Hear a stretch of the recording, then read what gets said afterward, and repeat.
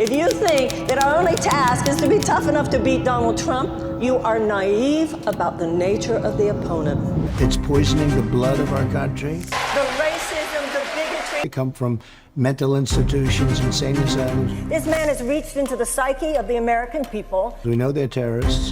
And he has harnessed fear for political purposes. They're coming into our country from Africa, from Asia. We're going to do a big deportation. Some of those people will be deported to places so dangerous.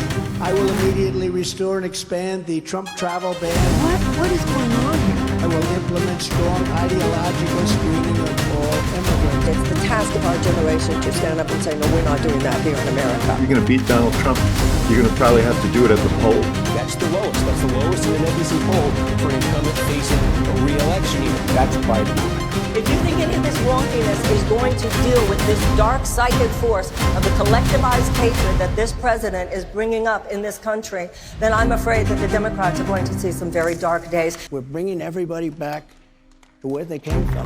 They will be returned to almost certain violence and deep injustice. Donald Trump is not going to be beaten just by insider politics. He's going to be beaten by somebody who has an idea what this man has done. We have to start winning wars. This forever war machine that the United States has is a path to disaster in this century. 2023 was the hottest year on record. This is now a threat. We're in the early phases of this heat wave. You have to do climate repair to change it. It'll start getting cooler. Entire swaths of continents could become uninhabitable due to the heat. All of this with the global warming and a lot of it's a hoax. We will drill, baby, drill.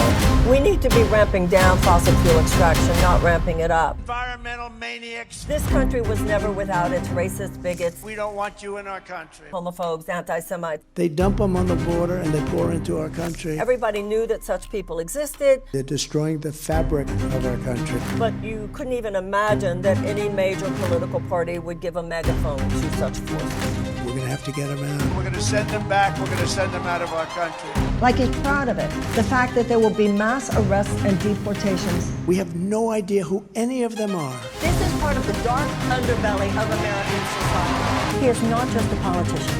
He is a phenomenon. The only way to defeat a phenomenon is with another phenomenon. And the phenomenon that we need now is an uprising of love among people for this country and what democracy means and what it stands for. Or places in the United States where people are more vulnerable to ideological capture by an authoritarian demagogue. You know his name.